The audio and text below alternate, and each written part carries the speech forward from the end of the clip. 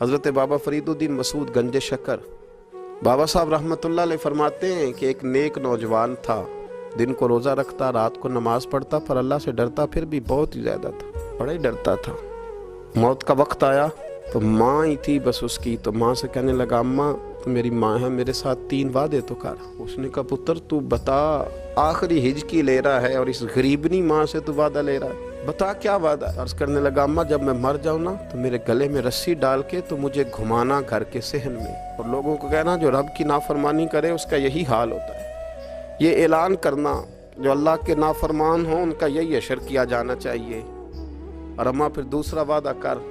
میرا رات کو جنازہ اٹھایا جائے، میں نہیں چاہتا کہ کسی کے منہ سے یہ لفظ نکل جائیں کہ وہ دیکھو اللہ کا نافرمان جا رہا ہے، رات کو میرا جنازہ اٹھانا۔ اور اماں